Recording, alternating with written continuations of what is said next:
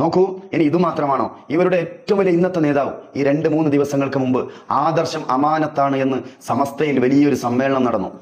അതിൽ ഇവരുടെ ഏറ്റവും ഉഷാവർ അംഗത്തിൽപ്പെട്ട ഒരാളാണ് ഉമർ ഫൈസി. അദ്ദേഹം പറയുന്നത് നിങ്ങളൊന്ന് കേട്ടു നോക്കൂ. മൗലവിയും അദ്ദേഹത്തിന്റെ ചില കൂട്ടാളികളും കൂടിയിട്ടാണ് എന്താക്കിയത്, ഇവിടെ അത് കൊണ്ടുവന്നത്. ഒരു മനുഷ്യനെ നന്നാക്കാൻ എന്താ അവരുണ്ടാക്കിയത്? ഒന്നും ഉണ്ടാക്കിയിട്ടില്ല. ഏതൊരു ഒരു കാര്യം പറയും, എന്താ ഉണ്ടാക്കിയത്? മജ്ലിസ് അന്നൂർ ബദരീങ്ങളെ വിളിച്ചു ദ്വാരന്നാൽ മുശ്രിക്കാവുന്ന അവർ പറയുന്നത്. മജ്ലിസ് അന്നൂർ ബദരീങ്ങളെ വിളിച്ചു ദ്വാരന്നാൽ മുശ്രിക്കാവുന്ന അവർ പറയുന്നത്. അതുപോലെ ബദരീങ്ങളെ ബദർപാട്ട് ബദർമാല അതൊക്കെ നമുക്കുണ്ട്. എന്താ അദ്ദേഹം പറഞ്ഞത്? ബദരീങ്ങളെ വിളിച്ച് പ്രാർത്ഥിച്ചാൽ ഞങ്ങൾ മുശ്രിക്കാണെന്ന് ഇവിടുത്തെ വഹാബികൾ പറയുന്നു. എന്താ പറഞ്ഞത്? ബദരീങ്ങളെ വിളിച്ച് പ്രാർത്ഥിച്ചാൽ. അപ്പൊ ഇവരുടെ വാദപ്രകാരം ബദരീങ്ങളെ വിളിച്ച് പ്രാർത്ഥിക്കാം. ബദരീങ്ങളെ വിളിച്ച് പ്രാർത്ഥിച്ചാൽ മുശ്രിക്ക് എന്നതല്ലാതെ പിന്നെ മുസ്ലിം എന്ന് പറയണോ?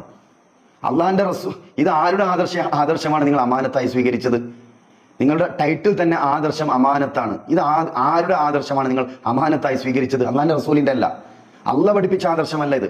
ഇത് അബൂജഹലിന്റെ ആദർശമാണ് നിങ്ങൾ എന്ത് അമാനത്തായി സ്വീകരിച്ചത്. അള്ളാന്റെ റസൂലിന്റെ ആദർശം എന്താണ്? ഖുൽ ഇന്നമാ അദ്ഉ റബ്ബി വലാ ഉശ്രികു ബിഹി അഹദ.